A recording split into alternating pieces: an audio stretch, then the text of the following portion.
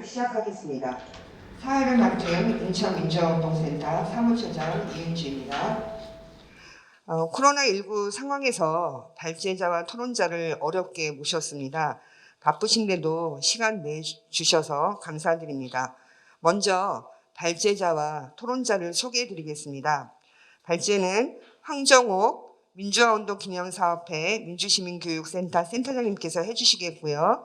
토론은 권민정 인천광역시 새마을회 사무처장님, 이세구 인천민주화운동 계승사업회 집행위원장님, 송영선 인천민주시민교육네트워크 소속이고요.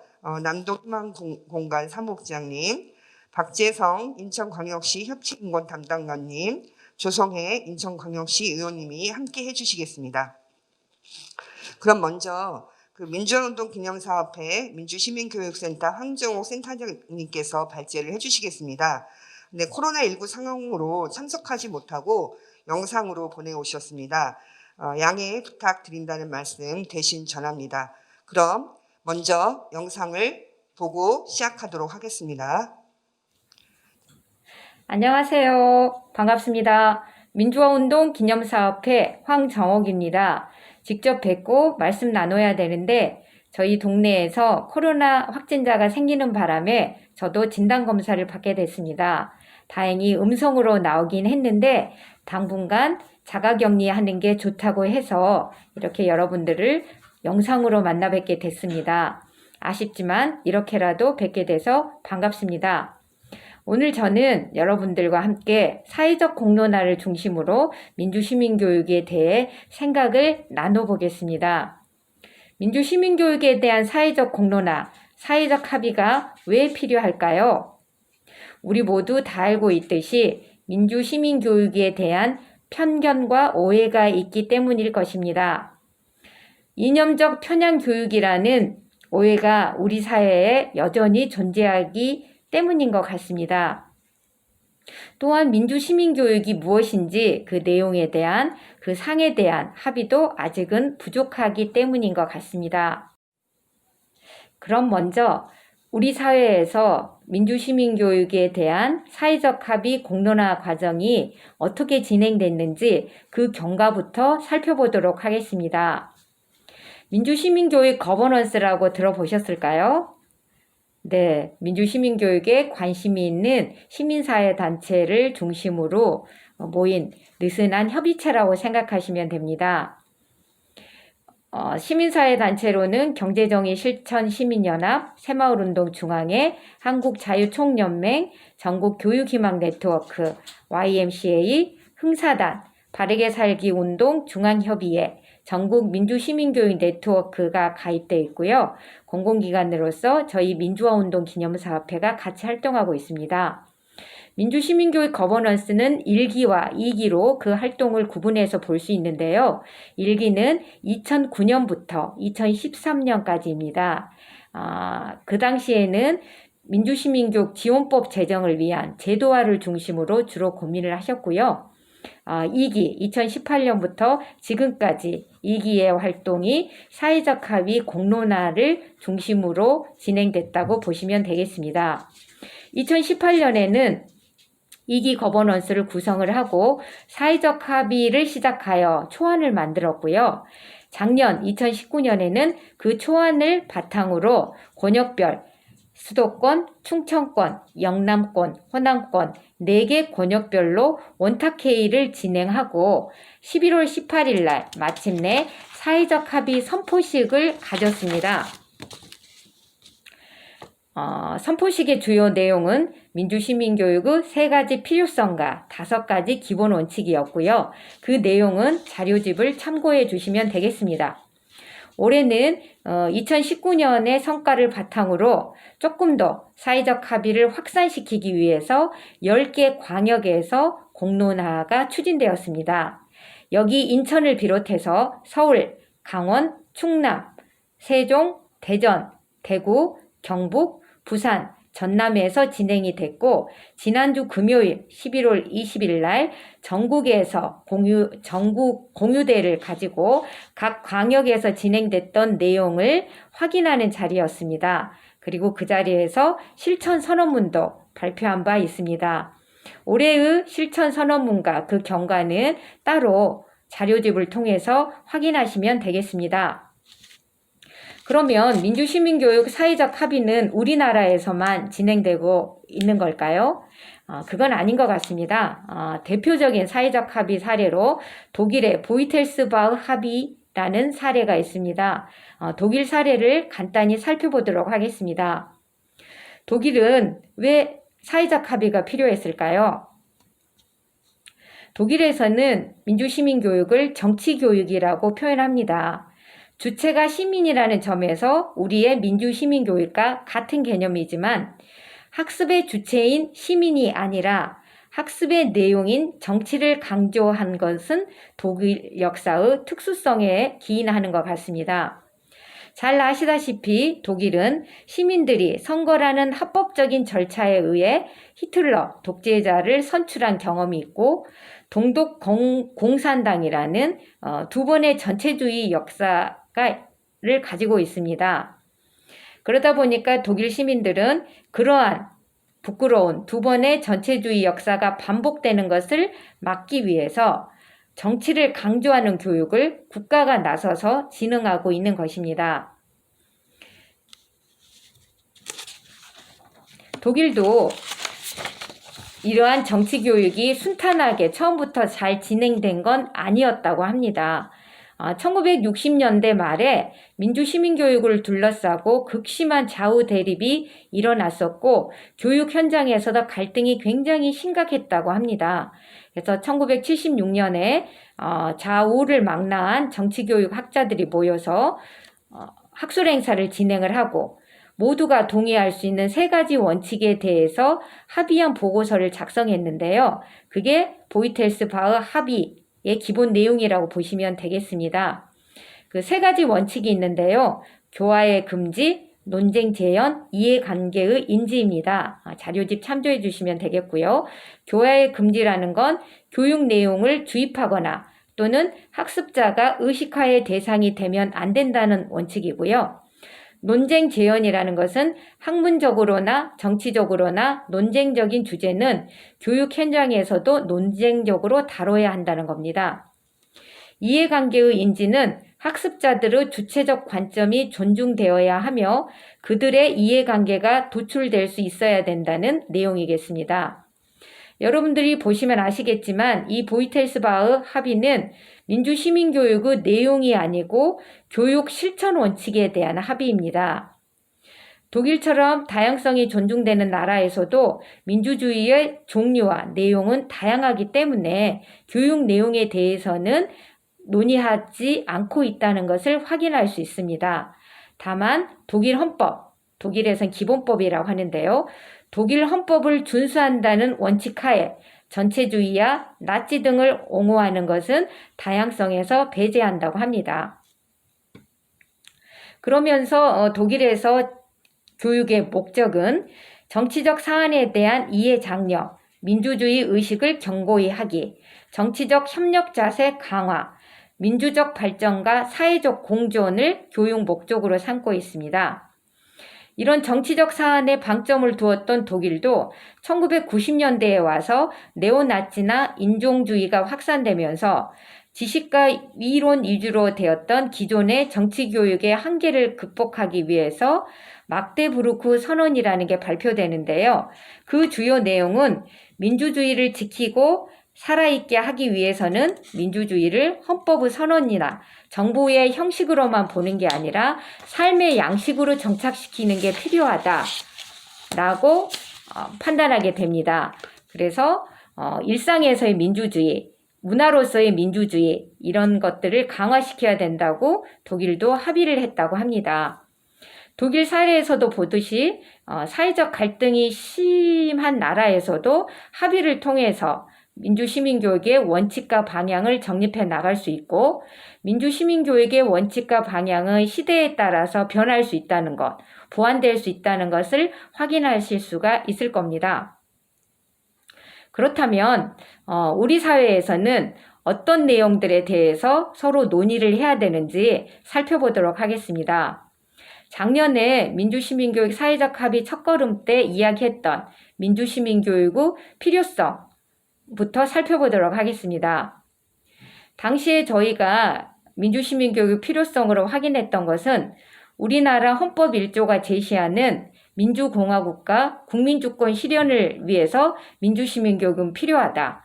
민주시민교육은 헌법적 과제라고 서로 합의했던 것 같습니다. 국민주권주의를 실현하기 위해서는 시민이 민주공화국 대한민국이 추구하는 민주주의의 핵심 가치, 태도, 방법을 체득해 민주적 역량을 갖출 수 있는 기회를 누려야 하기 때문에 그래서 국가는 적극적으로 시민들에게 민주시민교육을 제공해야 된다. 그런 내용을 합의를 했던 것 같고요. 그 다음에 우리나라 모든 교육의 기본 방향을 제시하고 있는 교육기본법도 그 교육의 목적으로 민주시민으로서 필요한 자질을 갖추게 하는 게 우리나라 교육의 목적이다라고 밝히고 있습니다. 그래서 헌법적 과제이고 우리나라 교육의 기본 목표는 시민의 민주적 역량을 강화하는 민주시민교육이다라고 밝히고 있다는 거 확인할 수 있었습니다. 그리고 작년에 저희가 합의하는 과정 속에서 그러면 민주시민교육 목적은 무엇이냐 이런 내용들도 원탁회의나 합의 과정에서 검토해 볼 수 있었는데요. 결국은 우리 사회에서 민주시민교육의 목적은 헌법과 교육기본법에 의거하여 민주시민으로서 필요한 자질과 역량 확보를 통해 민주공화국 대한민국의 지속적 발전과 사회통합에 기여한다라고 판단을 했던 것 같습니다. 그러니까 우리나라 잘 아시겠지만은 그 자료집에 있는 그 표를 참조해 주십시오. 우리나라가 사회 갈등 지수가 굉장히 높은 편입니다. 그래서 OECD 국가 중에서 굉장히 높은 편으로 분석되고 있는데 이 갈등 조정이 잘 된다면은 이게 갈등 비용이 사회 갈등 비용을 경제 발전에도 활용할 수 있다. 그래서 갈등이 조정되면 경제적 효과도 기대할 수 있다는 한국행정연구원의 보고서도 확인할 수가 있습니다. 그래서 결국은 민주시민교육이 활성화되고 우리 대한민국의 시민들의 민주적 역량이 강화된다면은 우리나라의 사회통합이 갈등이 조정이 되고 사회통합력이 높아져서 대한민국의 발전을 촉진할 수 있다. 이런 내용들도 저희가 확인을 했던 것 같습니다.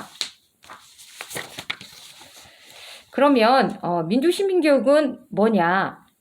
교육이라는 이름 때문에 저희가 배우기만 하는 것을 민주시민교육이라고 생각할 수 있는데요. 아까도 말씀드렸듯이 민주시민교육은 학습적 성격과 활동적 성격을 동시에 가지고 있는 것 같습니다. 배우고 실천하고 그거를 자신의 삶 속에서 어떻게 구현할지 이거를 같이 고민하는 배움과 실천을 같이 고민하는 게 민주시민교육인 것 같고요.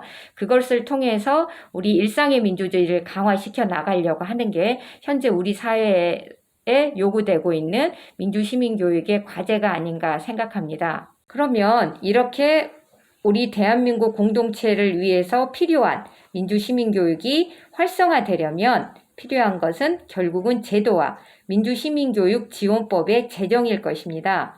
자료를 보시면 아시겠지만 우리 사회에서도 1997년부터 15대 국회 때부터 민주시민교육 지원법 제정을 위해서 계속 발의가 되어 왔는데 한 번도 상임위원회 회부도 되지 못한 채 회기가 만료가 되면 자동 폐기되는 악순환을 겪어왔습니다.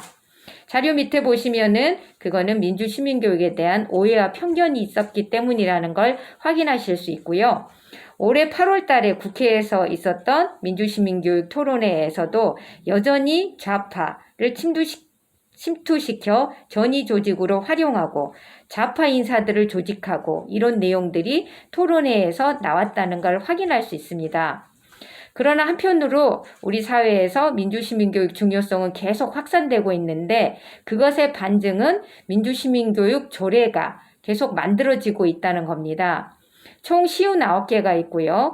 광역에 11개, 기초에 35개, 교육청 조례로 13개가 이미 제정되어 있습니다.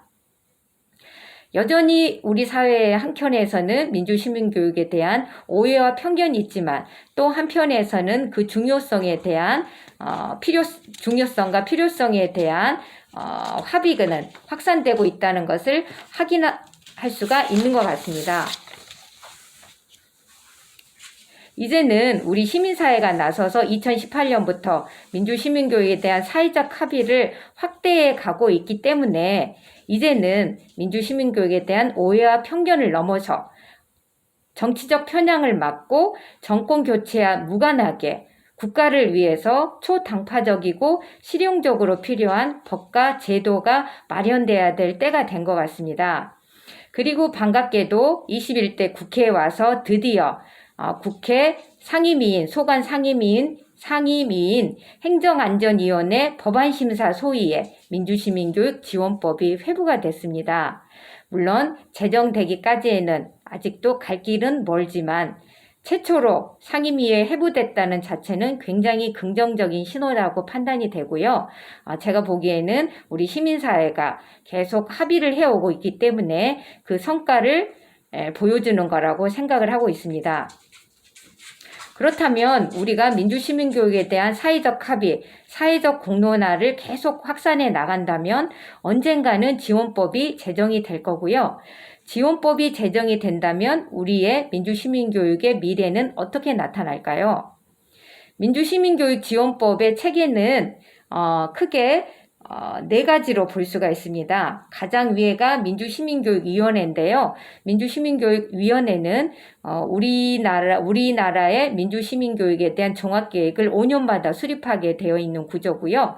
그 밑에 중앙에 민주시민교육원이 있습니다.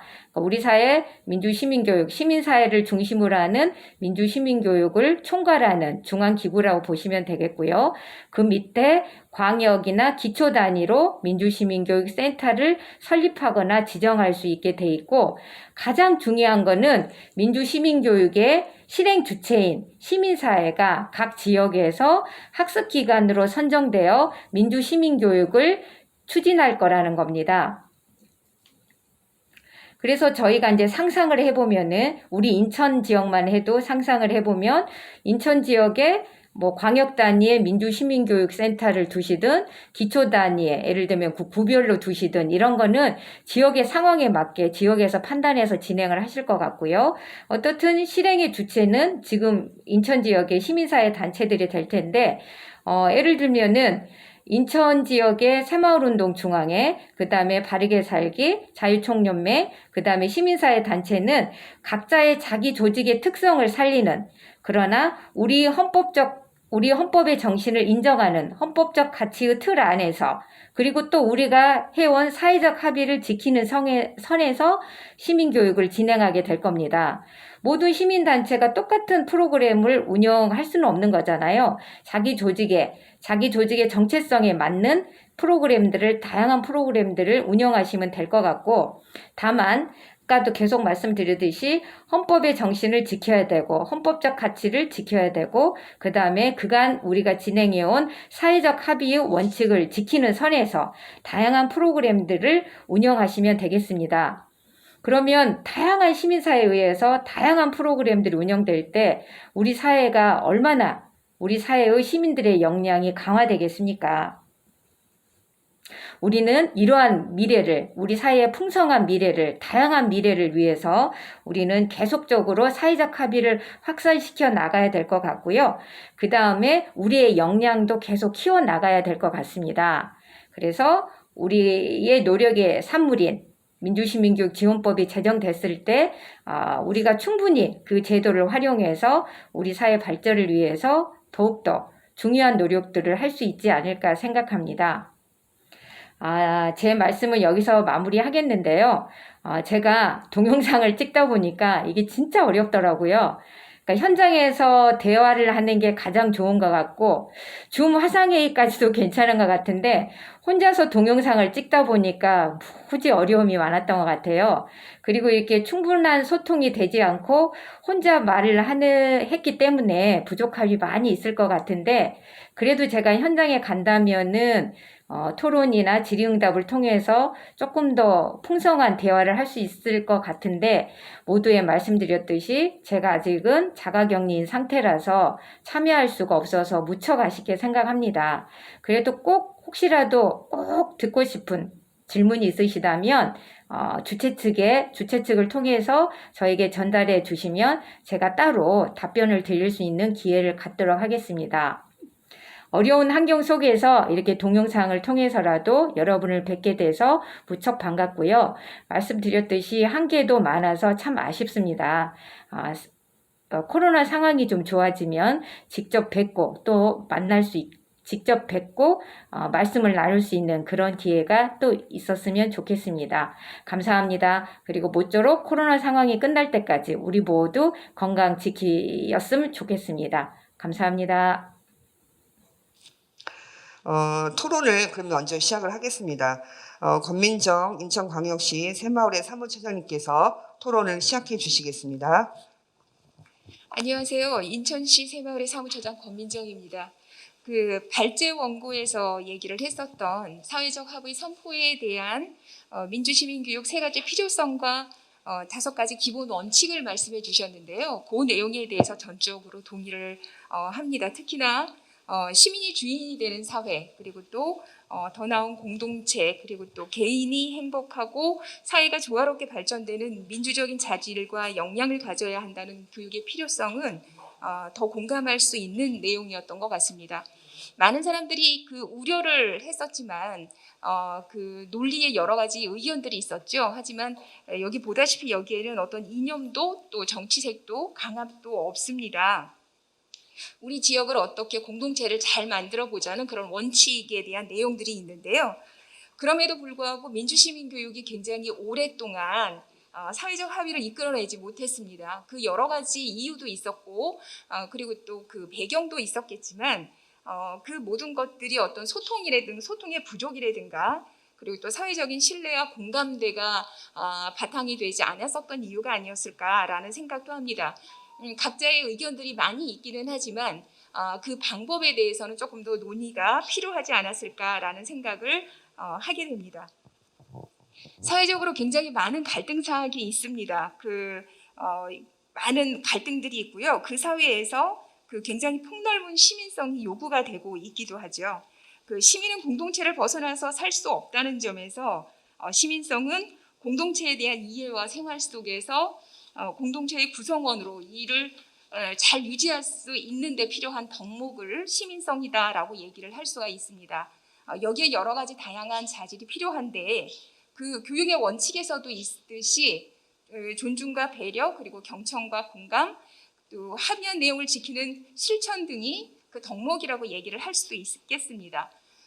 갈수록 많은 합의가 공론으로 이루어지고 있습니다. 민주적인 그 절차를 통해서 이루어지고 있는데 많이 익숙해져야 하는데 실질적인 상황은 그러지 못한 상황이 굉장히 많이 있습니다. 그래서 합의가 됐는데도 불구하고 이행을 하지 않는다든가 그렇지 않으면 그 사이에서 인정을 하지 않고 굉장히 다양한 목소리가 나는 것이 지금의 현실인 것 같습니다. 그렇게 생각한다고 그러면 그 교육의 내용으로서 일상 속에서 그 자치 실현을 할 수 있는 뭐 이런 절차상의 민주적인 절차를 함께 할 수 있는 과정이 우리에게 굉장히 필요한 상황이 아닌가라고 생각을 합니다. 그 어제하고 그저께 지금 새마을운동 연수원에서 그 새마을운동 ODA 컨퍼런스라는 컨퍼런스가 이틀 동안 있었습니다. 이제 거기에는 지구촌에서 이루어지는 새마을운동에 대한 여러 가지 의견들이 나왔고요. 사업을 어떻게 하고 그 교육을 어떻게 하느냐에 대한 얘기가 주 내용으로 해서 나왔습니다. 근데 거기에서 가장 중요하게 생각했던 내용들이 사업을 추진하기 위해서 가장 중요한 것은 교육이다라는 얘기를 했었어요. 그리고 또 그 교육을 그냥 이루어지는 것이 아니라 어떻게 하고 있는 사람들의 참여를 이끌어내고 그들 스스로 문제점을 발견을 해서 그리고 그것을 어떻게 실행할 수 있는 바탕으로 교육이 이루어져야 하느냐에 대한 굉장히 심도 깊은 논의가 이루어졌습니다.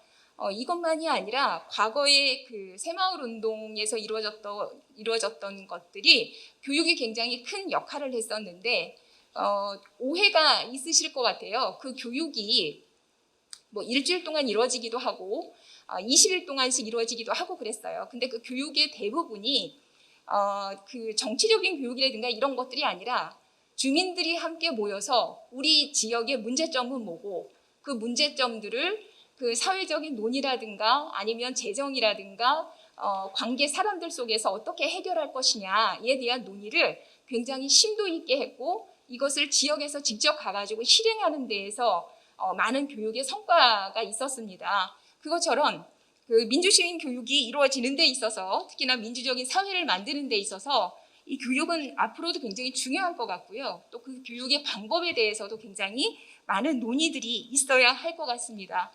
그 굉장히 많은 시간 동안 이루어졌었고요. 그리고 지난번에 굉장히 어렵게 함께해서 원탁회의가 이루어졌었습니다. 그래서 거기에서 이제 참가자들이 같이 모여서 우리 지역의 가장 중요한 것들이 무엇인가를 우리가 같이 논의를 했고요. 그리고 그 사이에서 우리 인천에서 굉장히 중요한 것들이 자원순환 교육이죠. 그래서 자원순환에 관련된 기후 위기에 관련된 교육들이 그 내용으로 우리가 합의를 했었습니다. 그런데 또 우리가 여기서 생각을 해봐야 할 것은 이 교육들을 어떻게 다양한 그 과거에 있었던 지금도 있어 오고 있는 기존 교육하고 차별화를 이루어서 만들 것이냐 하는 내용이 가장 중요한 건 것 같아요. 사실 저도 그 민주시민 교육에 대해서 잘 모르고 시작을 했습니다. 그랬는데 굉장히 좋았던 건 저는 굉장히 운이 좋아서 교수님들하고 함께 이렇게 포럼을 참여하는 기회가 있었어요. 그래서 그 사이에서 스스로 공부하고 찾아보고 뭐 이런 과정에서 민주시민 교육에 대해서 훨씬 더 깊게 이해하고 참여할 수 있는 계기가 됐었던 것 같습니다. 그래서 원탁회의에서 이루어졌었던 것처럼 많은 사람들이 참여해서 그 과정을 심도 있게 논의하고 그리고 또 그 과정 속에서 절차를 찾아가고 하는 것이 굉장히 교육의 중요한 방향이 아닐까라고 생각을 하는데요. 이제 거기에 대해서 문제점은 굉장히 많은 교육이 있죠. 그리고 또 전문가가 없이 이루어진다고 그러면 기존에 우리가 아는 교육의 틀에서 그 내용들을 찾을 수 있다는 겁니다. 그래서 지금 자원순환 관련해가지고도 사회적으로 굉장히 중요한 사항이고 인천은 특히나 그렇습니다. 그렇기 때문에 다양한 교육들이 다양한 단체에서 이루어지고 있어요. 그래서 이것들에 대한 앞으로의 방법에 대해서 다시 한번 논의를 하겠죠. 그리고 또 그게 다른 단체하고 다른 곳에 이루어지는 교육하고 차별화가 없이 차별화돼서 이루어지는 데는 많은 고민을 하셔야 할 것 같습니다. 그리고 민주시민 교육이 사실 교육을 통해서만 이루어지는 것은 아니라고 생각을 합니다. 기존에 우리가 가지고 왔었던 여러 가지 우리가 고쳐야 될 것 같다라고 생각하는 어떤 그런 교육들이 굉장히 강압적으로 이루어졌다라고 생각하는 부분들도 있죠. 근데 그것들이 교육을 통해서만 이루어졌던 것은 아니었던 것 같고요. 우리가 굉장히 오래전부터 가지고 있었던 사회 분위기도 여기에 한몫을 했다고 생각을 합니다. 예를 들면 예전부터 우리가 알고 있던 나라에 충성하고 부모에 효도하고 이거는 이제 당연하게 우리가 알고 있던 내용인데 이 유교 사상으로 인해서 예를 들어서 그 폭넓은 교육으로 해가지고 뭐 양성평등 등에 대한 뭐 다양한 의제들이 있죠. 사회적으로도 많이 얘기를 하고 있지만 제일 처음에 교육을 하고 얘기가 나왔을 때 오늘부터 그 교육을 해서 내일부터 실현을 한다 이래가지고 해결될 수 있는 것은 아닌 것 같아요.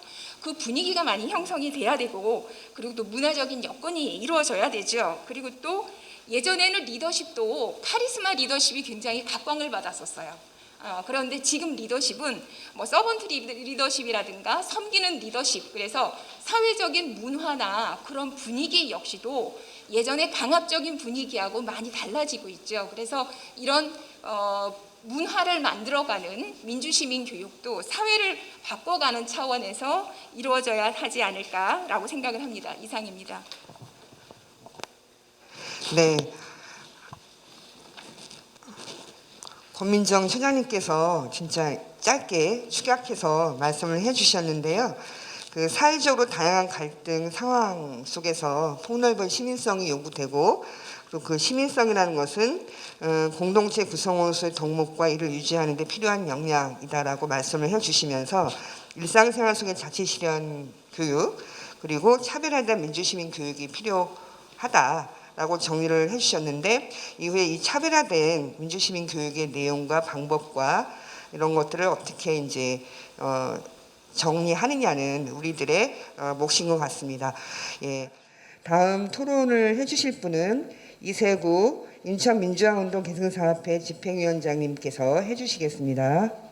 민주시민교육에 대한 사회적 합의를 시작하고 그 필요성과 기본 원칙 이런 것들 정해서 선포식을 갖게 된 지가 1년이 지났습니다.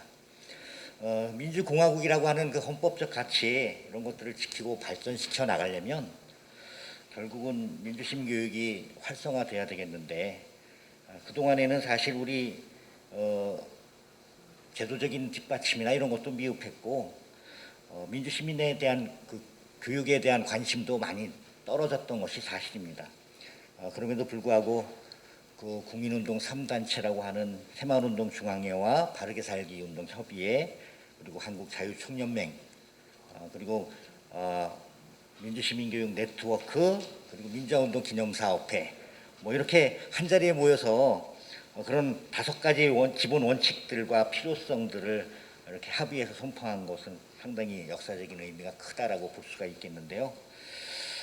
이런 것들은 사실 앞으로 어떻게 전개해 나가느냐에 따라서 좋은 결과, 역사적인 평가로 남을 수도 있겠지만 사실 참여가 되지 못하고 결국 이렇게 말잔치로 끝날 수도 있는 그런 염려도 사실 되는 것이 사실입니다.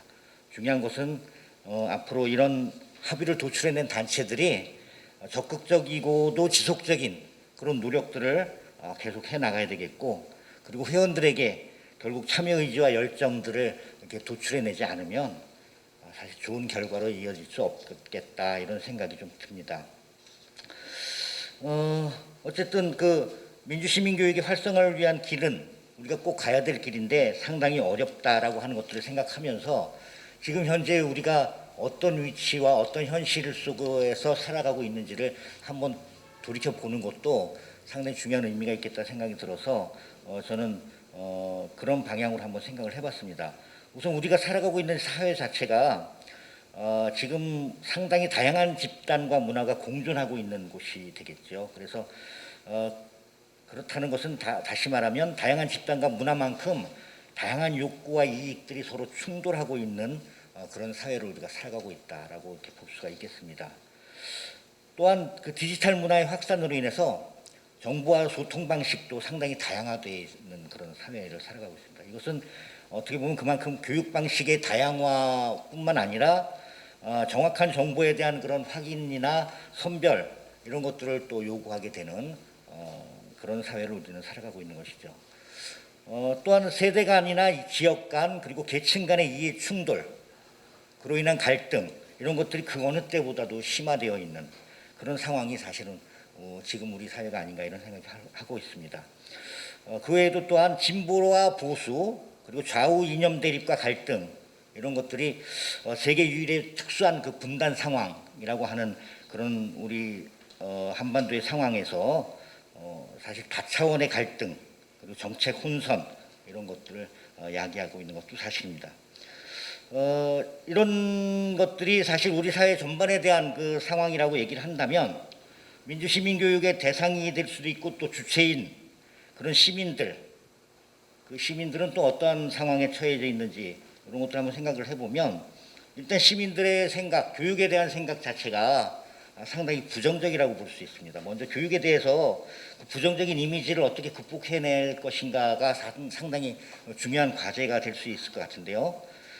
그동안의 교육이 문제 제기나 비판 이런 것들을 상당히 부정하고 오히려 체제나 질서에 순응하도록 하거나 적응하도록 하는 그런 교육으로 교육의 수단으로 사실은 사용이 되어져 왔기 때문에 이전에 또 민주화되지 못한 그런 사회에서는 체제 유지 목적이나 국민정신교육 뭐 이런 형태로 왜곡되어서 유지되어 왔기 때문에 그런 것에 대한 그 반감 이런 것들이 교육을 오히려 이렇게 부정하게 하는 이런 이미지를 갖고 있게 되죠. 학교에서의 교육도 사실은 어떻게 보면 입시 위주 교육이 앞서다 보니까 그것도 이제 일방적인 그런 전달식 위주의 그런 교육이 되다 보니까 민주시민교육이라고 하는 것은 상당히 부차적이고도 형식적인 그런 결과로 이어져 왔다라고 이렇게 볼 수가 있겠습니다. 그 외에도 뭐 여러 가지 그 문제점들이 있는데요.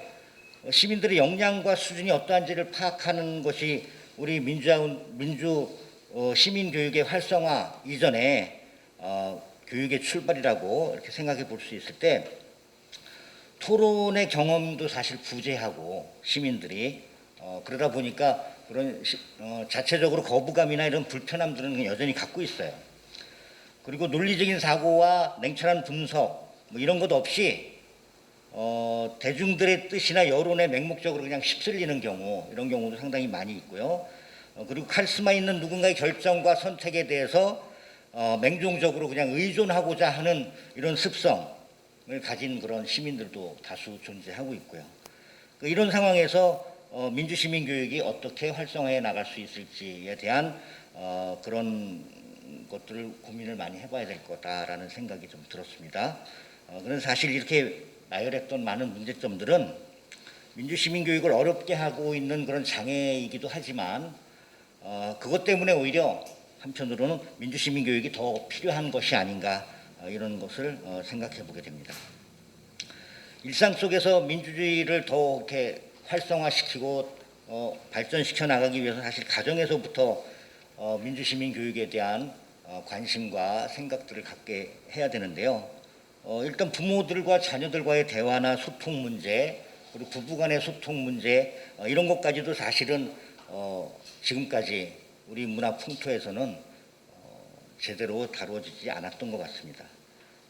시민들이 앞으로 민주사회의 모습들을 어떤 모습으로 그려나가면서 그 모습들을 어떻게 실현해 나갈 수 있을지를 함께 공론화의 장에서 같이 토론할 수 있는 그런 자리들이 앞으로도 많이 필요하겠다 이런 생각이 좀 들었습니다.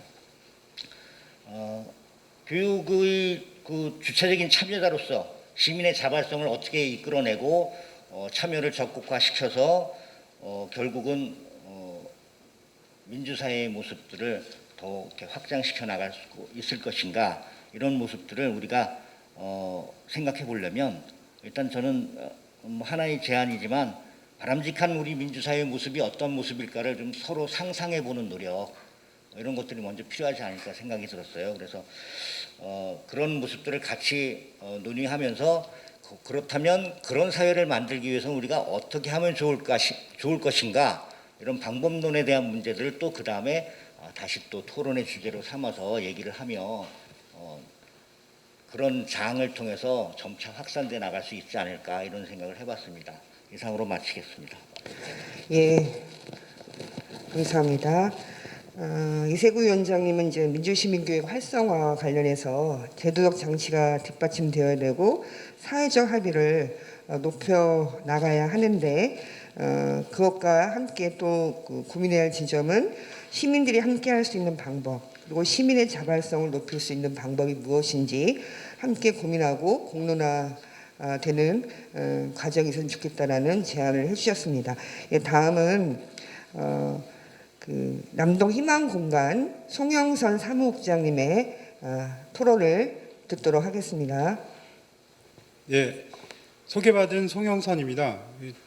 제가 작년부터 인천 민주시민교육 네트워크에서 활동하면서 어떻게 하면 민주시민교육 네트워크에서 활동하는 그런 것들이 시민들에게 전파될 수 있을지 고민을 했고 특히 이번에 이제 작년에 공론화위원회에서 얘기한 3가지 필요성과 5가지 원칙에 대해서 그것들을 우리가 합의할 수 있을 것인지 좀 고민을 하게 됐는데 이번 토론문은 과연 우리가 합의를 어떤 원칙을 가지고 할 수 있을지 한번 성찰해 보자는 의미에서 토론문을 좀 준비해 봤습니다. 사실 우리 사회 전체적으로 보면 합의라는 것들이 참 공허하게 느껴지는데 그거는 굉장히 많은 갈등과 소통 단절이 있기 때문이라고 생각을 합니다. 그 부분에 대해서 한번 같이 고민해 봤으면 좋겠습니다. 우리가 민주주의 하면은 그전에는 정권을 바꿔내는 것라는 것을 중심으로 많이 생각을 했던 것 같습니다. 아무래도 이제 독재 권력에 이제 싸우면서 민주주의라는 것들이 크게 부각돼서 그런 것 같은데 그리고 그런 이제 정권 교체를 목표로 하는 사람들이 정치를 그냥 그 안에서 움직여 왔기 때문에 사실 이제 당연하게도 권력은 정권은 한 개밖에 없거든요. 그러다 보니까 서로 대립하고 합의될 수 없는 간극들이 커지지 않았나 이렇게 생각을 하고, 그래서 우리가 지금 질서에 대해서 한번 생각을 해보게 되는데, 우리가 민주주의라는 것들이 질서를 지킨다라고 하면서 그 질서가 과연 우리한테 행복을 주는가 혹은 행복을 하게 하지 않는가 이런 것도 고민해 볼 수가 있어요. 근데 우리가 최근에 이제 코로나19 상황이 되면서 우리나라가 방역 선진국이다, 우리나라 민주시민이 그 시민성이 높다라는 말을 많이 하고 있었는데, 곰곰이 돌아보면 사실은 그 외의 부분에서 우리 한국 시민들 사회는 행복과는 거리가 먼 지표들이 많이 존재하고 있습니다. 그리고 우리가 촛불을 통해서 이제 정권 교체를 했는데, 정권 교체를 한 후에 과연 우리는 행복해졌는가, 그런 질문을 하게 되거든요. 근데 그런 그 자료들을 보면 사실 우리 행복 지표는 그렇게 달라지지 않았다라는 것들을 알 수 있습니다. 과연 그것은 왜 그런 것인가? 사실은 정치 권력을 교체하는 것보다는 그것과 더불어서 시민들이 정책과 질서에 개입하고 비판하는 시민들의 활동들이 우리 삶을 바꿔낼 수 있다는 것이고요. 결국 우리가 민주시민 교육을 하면서 우리한테 필요한 그 덕목들이, 비판이라는 것들이 단순히 정권 교체 측면에 있는 것들이 아니라 우리가 정책과 질서에 같이 참여하는 시민들이 늘어나면서부터 그것들이 우리 소통과 합의를 가능할 수 있다는 것입니다. 대표적으로 현재 이제 그 중대재해기업처벌법이라는 것이, 중대재해기업처벌법이라는 것들이 요즘에 많이 화두가 되고 있습니다. 그리고 우리 한국 사회를 보면 수년간 수많은 그 세계에서 가장 많은 산재 사망률을 기록하고 있고, 사실 이런 상태라면은 우리가 행복한 사회하고는 거리가 먼 사회입니다. 근데 그것들이 왜 이렇게 많은 산재 사망 사고가 있었는지 살펴보게 되면 어쩌면 우리가 갖고 있는 제도에 문제가 있었다라는 그런 성찰을 하게 되는 것입니다. 예를 들면 영국의 경우도 그 산재 사망률을 급격하게 줄어든 계기가 2007년 발효된 기업과실치사 및 살인법을 제정하고 기업들에 대해서 무한한 책임을 지게 했습니다. 그 이후로 확실히 산재 사망률이 줄어들었고요.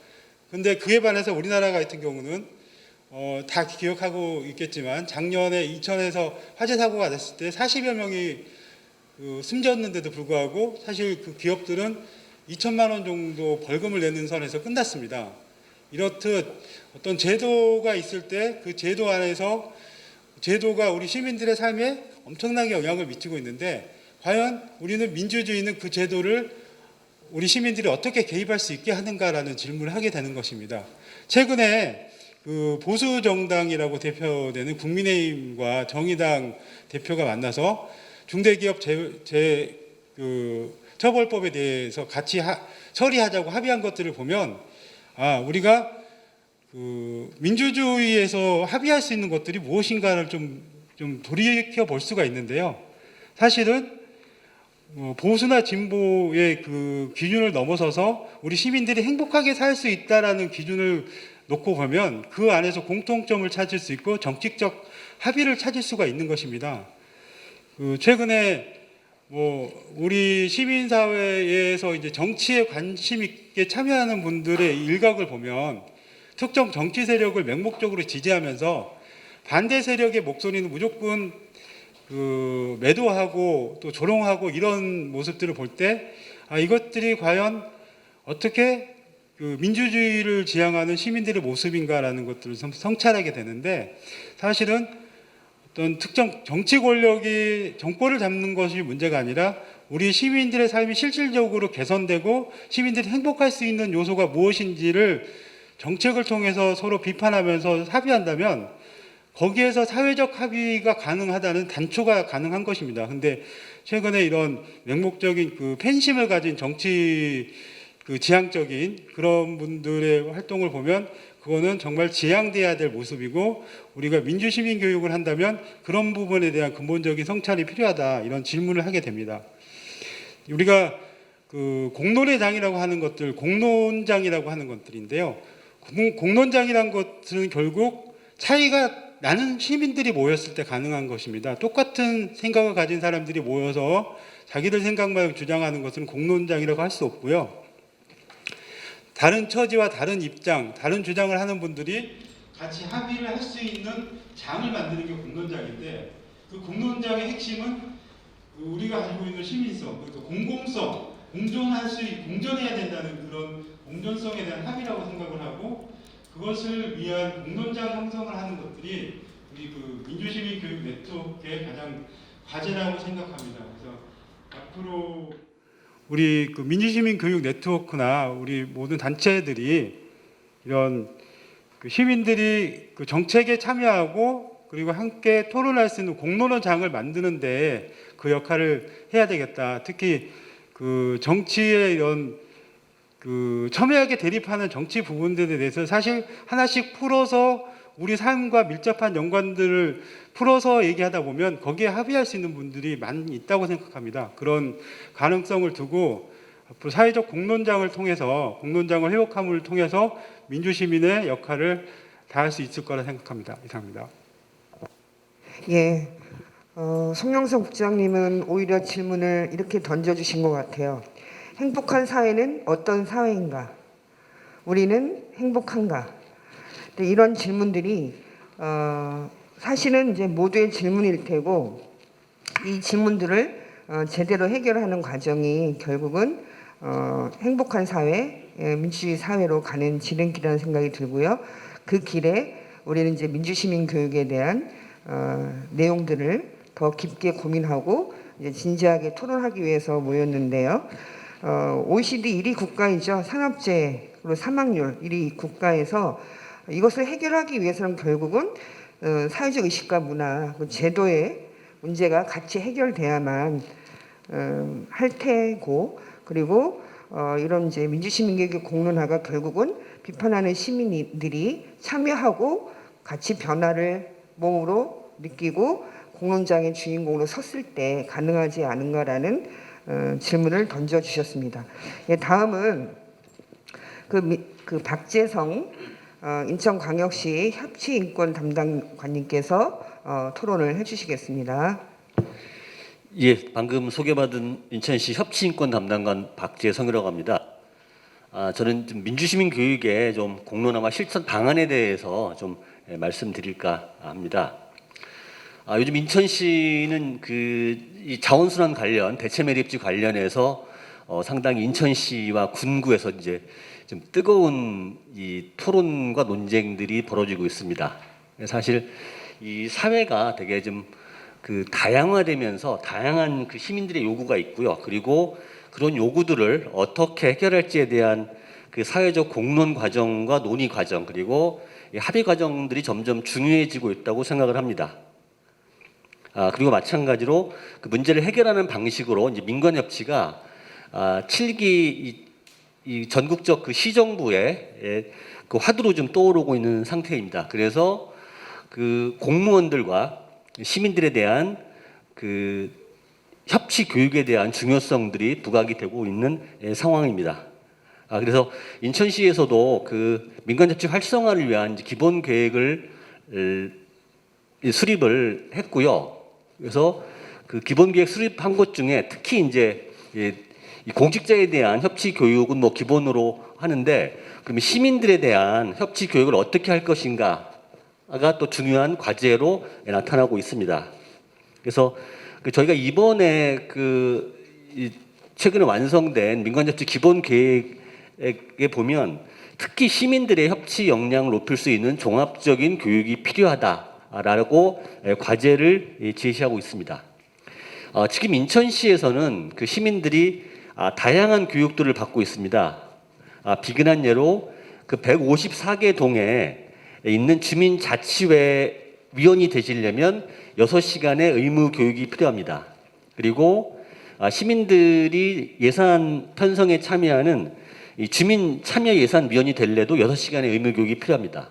이렇듯 다양한 교육들이 진행이 되고 있습니다. 그런데 이러한 교육들이 부문 이루어지긴 있지만 전체적으로 통일적으로 이루어지고는 있지 않은 게 이제 현실인 것 같습니다. 그래서 그 인천시에서는 소위 이제 저희는 중간 지원 조직이라고 부르는데요. 그 행정을 대신해서 그 시민들에게 서비스를 제공하는 다양한 센터들이 있습니다. 대표적으로 마을 지원 센터가 있고요. 사회적 경제 지원 센터, 다음에 도시재생 센터, 그리고 자원봉사 센터 등이 대표적으로 지금 있는데요. 이 센터들이 다양한 교육을 진행하고 있습니다. 그런데 시민들은 이 교육들을 부분 받을 수밖에 없는 상황입니다. 그래서 인천시에서 지난달부터 이런 다양한 중간 지원 조직, 대표적으로 12개 조직에 대해서 그 네트워크의 필요성과 공동사업에 대한 필요성을 논의를 시작하고 있는데요. 지금 대표적으로 나온 게 이런 교육에 대한 좀 그 통일적인 콘텐츠의 개발과 좀 종합적인 프로그램이 필요한 게 아닌가, 뭐 이런 논의가 지금 시작되고 있습니다. 그래서 이런 내용들을 좀 모색하는 바가 있고요. 또 하나는 저희 이제 이 협치 기본계획 과제에도 나와 있는데 인천에 다양한 교육 자원들이 있습니다. 대학교를 비롯해서 평생교육원, 그리고 인천시 그 사이버 교육센터 등등이 좀 있는데요. 인재개발원까지. 그래서 여기에서 다양한 시민 교육들을 진행하고 있는데, 그러면 교육 관련한 유관한 기관들에서도 그런 시민들에 대한 종합적인 그 프로그램들에 대한 개발과 교육 진행하는 것, 이것도 그 인천시의 좀 주요한 그 민간접치 활성화의 과제로 설정을 하고 있습니다. 그래서 아까 이제 진행 나왔던 좀 민주시민 교육들에 대한 좀 교육들을 어떻게 시작할 것인가에서 새로운 것을 만드는 것도 필요하겠지만 현재 있는 다양한 교육 제도들, 그리고 교육의 자원들이 좀 우선은 좀 효율적으로 서로 만나서 그런 자원들이 시민들에게 골고루 갈 수 있도록 하는 것도 우선 시작해 보는 것이 좋지 않을까 생각이 됩니다. 그리고 아까 말씀하셨지만 사실 이 교육이라는 게 단순히 뭐 이렇게 강의식 교육이 아니라 사실 시민들은 경험을 통해서 많이 배웁니다. 그래서 특히 뭐 이제 공론장이 아주 중요한 교육의 장이 되고 있는데요. 그러한 다양하고 좀 흥미롭게 좀 그런 교육의 내용들을 좀 만들고, 그런 것들이 사시는 동네에서 일상적으로 될 수 있는, 그러니까 마을의 자치 현장에서 직접적으로 그런 죄송합니다. 5분이 됐군요. 그래서 그렇게 마을의 자치의 현장에서, 그리고 그 시 전체의 그런 그 공론 과정에서 이런 그 민주시민 교육들이 이 뿌리를 내리는데 인천시도 같이 하겠습니다. 네, 고맙습니다. 예, 감사합니다. 이제 7기 민선 정부의 여러 가지 이제 과제 중에 민간 협치 또한 주요 과제 중에 하나이고, 이것을 또 실현하기 위해서 민간 협치 활성화를 위한 기본 계획 수립을 수립을 했고, 그 수립의 내용들을 좀 설명을 해주셨습니다. 그 중에 이제 시 아니면 지역에 있는 여러 기관, 제도, 자원들을 효율적으로 배치해서 서로 교통하고 또 소통하고 이렇게 나누면서 이렇게 잘 순환될 수 있도록 하는 것도 또 중요한 내용 중에 하나이겠다라는 말씀을 해주셨고요. 이것이 결국은 마을자치나 그리고 이제 곳곳에서 벌어지는 이런 공론장들이 교육의 장으로 나아가기를 저 또한 바랍니다. 이제 마지막입니다. 이제 오래 기다리셨는데요. 인천광역시의회 조성혜 의원님의 토론을 듣도록 하겠습니다. 예, 안녕하세요. 조성혜 시입니다. 불러주셔서 감사드리고요. 저는 두 가지 정도 말씀드리겠습니다. 인천광역시에서 지금 추진하고 있는 민주시민교육 관련 소개와 그다음에 이번에 공론화하기 위한 기초 제안들 합의 내용에 대한 저의 의견을 말씀드리겠습니다. 인천은 2019년 2월 달에 조례가 민주시민교육에 관한 조례가 제정이 됐고요. 그리고 그 조례가 제정되면서 그 민주시민교육 관련 그 프로그램들이 이제 시범 운영이 되었습니다. 그래서 기존에 있는 인천시민대학이나 이런 데 속에 민주시민 교육들을 좀 특화시켜서 나갔고요. 그리고 그 민주시민 교육 관련한 이제 추진을 그럼 어떻게 할 것인가에 대한 연구 용역을 이제 수립하고 그다음에 지금 종합 그 계획을 수립하기 위한 준비를 지금 하고 있습니다. 그래서 좀 그 타 시도에 비해서 아주 잘 한 건지는 잘 모르겠지만 나름대로 열심히 지금 하고 있는데 주로 그 지금 현재는 평생교육원 진흥원에서 이 사업을 위탁해서 진행을 하고 있고요. 그래서 지금 그 내년에 그 3개년 그 종합 계획을 이제 수립하게 조례에 되어 있는데 그게 맞춰서 이제 그 민주시민교육센터 설치도 지금 그 아마 종합계획 수립에 포함시켜서 준비를 하려고 하고 있습니다. 다만 그 이게 그 평생교육 관련해서 이제 우리가 민주시민교육 조례가 만들어졌긴 했고 그 평생교육과 이 민주시민교육을 평생교육진흥원에다가 이제 위탁을 하게 되는데 지금 평생교육진흥 조례에 보면은 그 민주시민교육을 하는 내용이 업무 내용이 없습니다. 그래서 그거에 관련한 조례 개정도 같이 함께 하려고 하고 있습니다. 그리고 제가 그 발제문에서 나온 그 지금 민주시민교육 관련해서 오랫동안 준비해왔던 그 사회적 합의 첫걸음을 이제 하시면서 선포식을 한 그 내용에 대한 저의 이제 짤막한 소견을 덧붙이고자 합니다.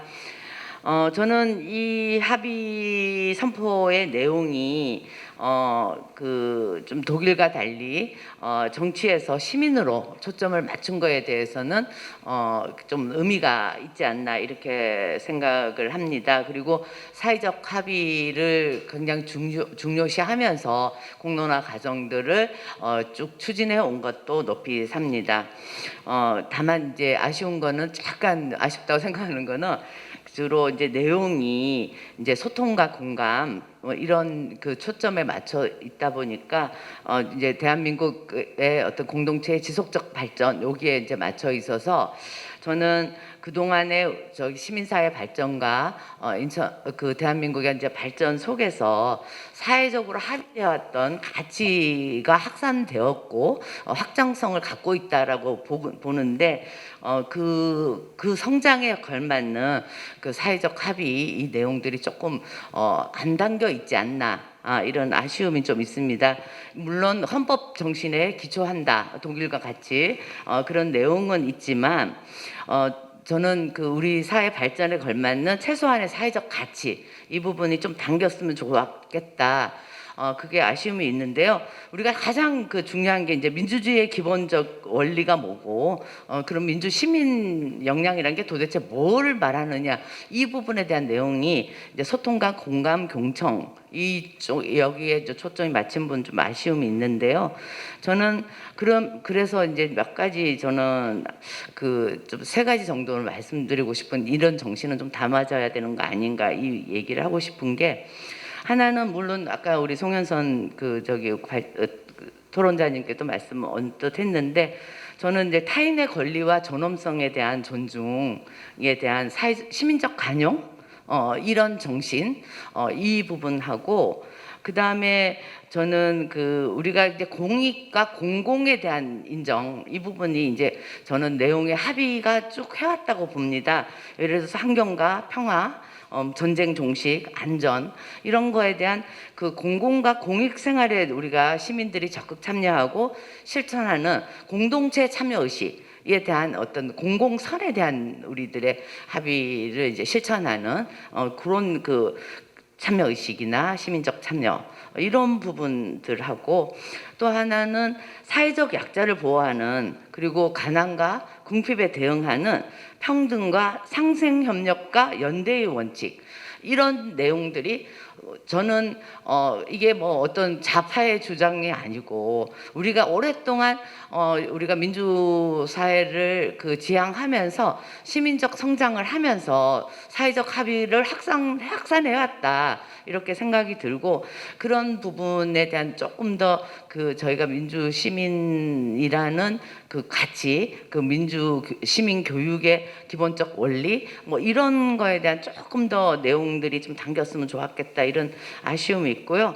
그래서 이번 공론화 과정들을 저는 높이 사면서 존중하면서 끊임없는 그 내용과 이런 원칙 그리고 가치 이런 부분들을 합의해 나가는 고민과 성찰이 더 필요하다 생각하고 합의 수준을 확산하고 좀 높였으면 좋겠다 이렇게 생각합니다. 예, 감사합니다. 예, 감사합니다. 이제 마지막 토론까지 다 끝났고요. 주송혜 의원님께서는 이제 인천광역시 민주시민교육에 관한 조례 제정과 함께 종합개입 수립에 담겨져야 될 내용하고 그리고 이제 사회적 합의 선포식이 이루어졌던 그 내용 중에 동의하고 존중하지만 더 담겨져야 했으면 좋겠다는 의견으로 시민적 관용 예를 들면 그리고 이제 공동체 참여 의식이나 공동선 그리고 사회적 약자를 배려하는 평등 상생 연대 원칙 이런 내용들이 아주 없는 건 아니지만 이런 내용들을 더 좀 구체적으로 담아서 합의 수준을 높였으면 좋겠다라는 제안을 해주신 것 같습니다. 저희가 어느덧 1시간이 훌쩍 넘었습니다. 그래서 이제 이 토론을 이렇게 더 구체적으로 진행을 하면 좋겠지만 지금 토론자분께서 각자 이제 다 내용을 말씀을 해주시긴 했어요. 근데 서로의 얘기를 들으면서 혹시 내가 빠뜨린 내용이나 아니면 더 추가하고 싶은 내용이나 아니면 더 제안을 해주실 게 있다면 권민정 처장님이 조금 더 발언을 해주시고요. 이거는 꼭 다 안 하셔도 됩니다. 꼭 이렇게 해주실만 했으면 좋겠다는 분들 중심으로 예, 발언을 해주시면 고맙겠습니다. 먼저 권민정 처장님께 마이크를 넘기겠습니다. 감사합니다. 그 많은 부분에 대한 논의를 쭉 해오셨던 것 같고요. 그리고 말씀드렸지만 이 진행을 어떻게 하느냐가 문제가 아니라 실천이 어떻게 되느냐가 가장 중요한 문제인 것 같습니다. 그러나 우리가 지금 그 쭉 많은 기간은 아니지만 그 과정들 속에서 지금까지 그 민주화를 이루어 왔고요. 그리고 또 여러 가지 앞으로 있을 만한 그런 과정들도 그 과정 우리가 가고자 하는 방향에 대한 그 실천 방법이 아닐까라고 생각을 합니다. 그래서 앞으로도 꾸준히 실천을 중심으로 해서 이제 이루어진다 그러면 원하는 바가 제대로 이루어지지 않을까라는 생각을 합니다. 이상입니다. 네, 감사합니다. 혹시 그 다른 분들 더 발언하실 분 계실까요? 예, 없으신 것 같습니다. 그러면 저희가 오늘 그 민주시민교육의 오늘과 내일 사회적 공론화를 중심으로 발제자와 또 5분의 토론자를 모시고 이제 말씀을 다 들었습니다. 그러니까 사회적 공론화는 이제 사실은 더 본격화하고 구체화하는 시작이고 또 다른 출발점이라는 생각이 듭니다. 물론 민주시민교육이 없었던 것도 아니고 그리고 민주시민교육의 오늘의 이 내용을 더 구체적으로 논의하고 고민했던 시점이 이제 18년부터라고 다시 나눠서 이렇게 본격적으로 추진한 걸로 생각을 한다면 이제 2년, 3년 이렇게 되거든요. 그러니까 그거는 이제 오랜 역사와 고민과 내용들을 이제는 어떻게 시민과 함께, 국민과 함께 사회적 합의를 높여낼 것인가가 우리의 과정이고 방법, 그리고 실천, 그리고 시민들이 어떻게 더 참여할 수 있을지를 제도와 또 자원과 네트워크를 통해서 함께 실현해 나가기를 기대해 봅니다. 이상으로 오늘의 토론을 모두 마치겠습니다. 예, 수고하셨습니다.